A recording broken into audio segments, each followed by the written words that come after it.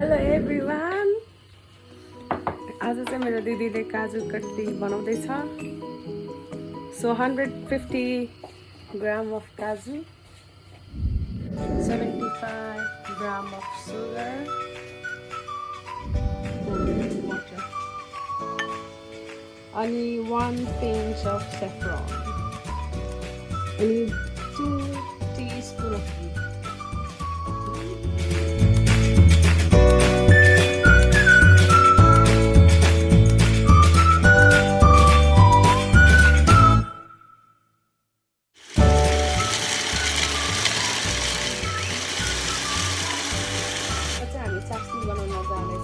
So 75 gram chini र 5 tablespoons water.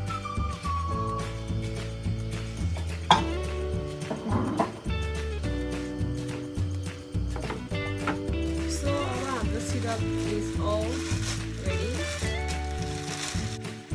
अब हामीले एक चुटकी saffron हाल्छौँ. By the way, this Kaju Katli is made by my sister Kalpana. She's making this Kaju Katli and raspberry and all, right? Raspberry and all. The sugar syrup saffron bhakama चाहिँ अहिले cross गरेको काजु हामीले हाल्ने. Just to remind you guys, 150 gram है काजु हामीले use गरेको चाहिँ. अनि आगो चाहिँ सानो आगो, धिमी के भन्छ अरे आँच पर सानो भएर सबै काजु हालेर मिक्स गर्ने.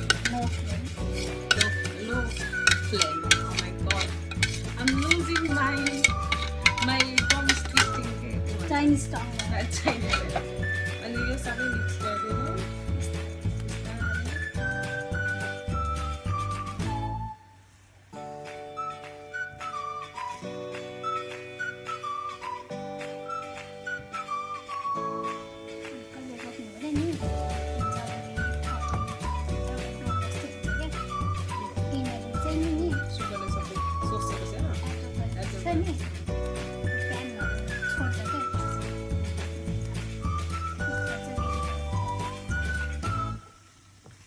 So दिदीले भने जस्तै एउटा सुगर चाहिँ डो जस्तो भएपछि सुगरले छोड्छ अरे प्यानले डो जस्तो भएपछि अनि रेडी रे.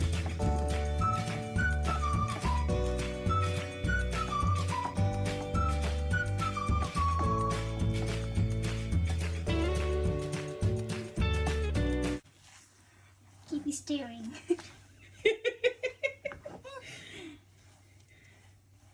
यसरी चलाइराख्नुपर्छ क्या, डो जस्तै आउँछ नि त त्यतिखेर. अनि रेडी भएर खान्छ क्या.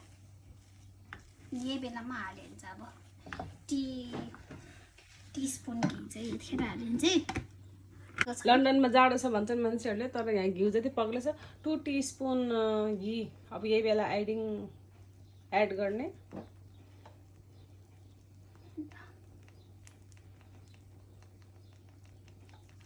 हाम्रो काजु कटली अब रेडी हुँदैछ. उता हाम्रो रसबरी चाहिँ रेडी भइसक्यो. आज मुखभरि हालेर खाने रसबरी, मुखभरि हालेर. No one is going to stop me. No one is going to stop me. भनेछ त्यस्तो, तर टु बी अनेस्ट मलाई चाहिँ गुलियो खासै मन पर्दैन.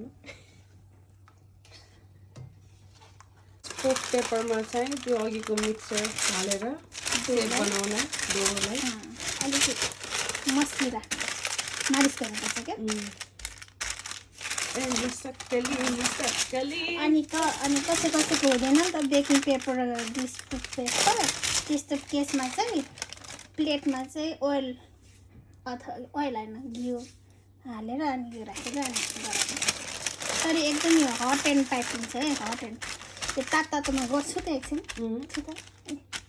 तातोमै गर्नुपर्छ यो, किनभने यसले फेरि सेप लिन्छ नि त.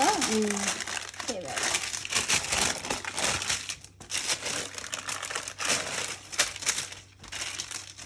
अस्ति नै मैले राउन्ड गरेको हो. अझै ग्रिस प्रुफ पेपर लियो, ग्रिस प्रुफ बेकिङ पेपर.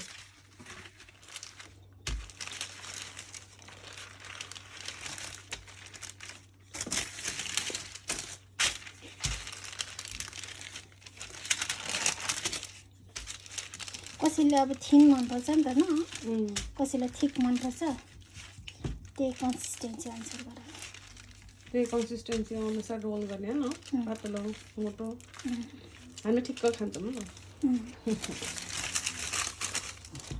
ठिक्क खान्छ किनभने टु सिट हुन्छ नि त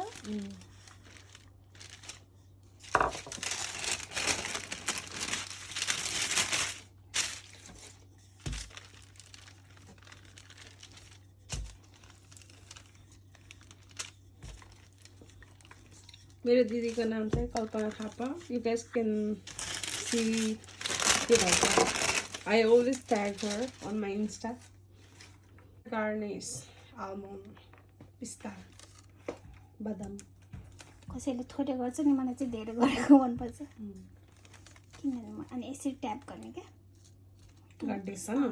सेट मिलेपछि अनि आफैभित्र उस हुन्छ नि त सेट हुन्छ त्यसपछि यो चाहिँ डिजायर सेपमा काट्ने whatever shape you prefer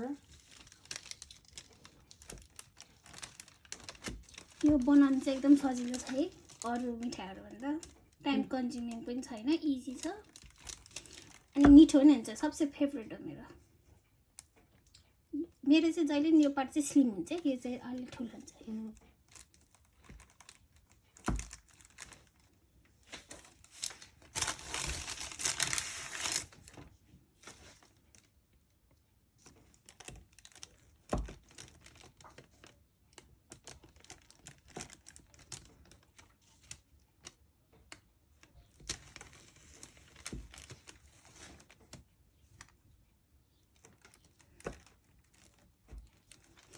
अरू मान्छेहरूले चाहिँ यति साइडको कोर्नरहरूलाई काटेर मिलाएर काट्छन् मलाई चाहिँ त्यस्तो गर्नु मन पर्दैन मलाई चाहिँ सबै नै युटिलाइज गर्न मन लाग्छ है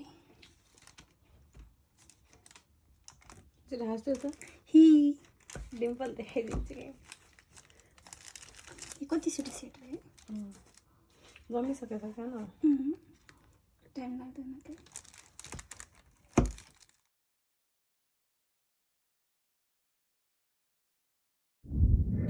Hi guys, so our homemade raspberry Kaju Katli is ready. No, I'm not a big fan of gulio tara. Homemade ho, khana parihalyo. Natar banako matlabai bhayen ni. Cheers. So soft छ के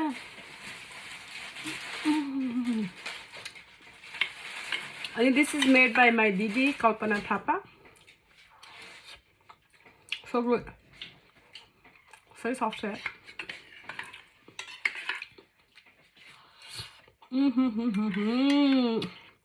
Look at this guys देखिए ना hot and soft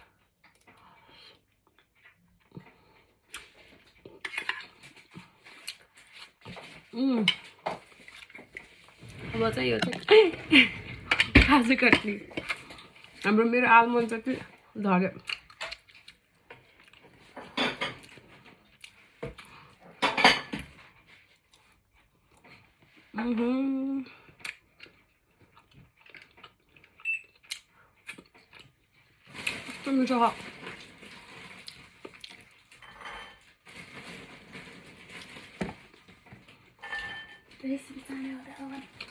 I'll be posting recipes soon.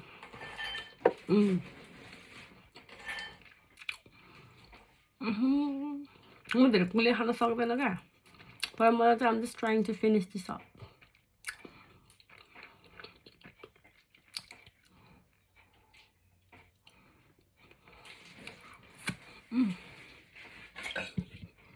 So good. अब चाहिँ यो काजु कटली अहिले बनाएको फर्स्ट लट र अनि रसबेरी चाहिँ साथीको घर खुवाउन जानु लाग्यो जहाँ म सधैँ ढेँडो खान जान्छु के खान गइरहेको हुन्छु त्यही साथीकोमा Thank you for watching.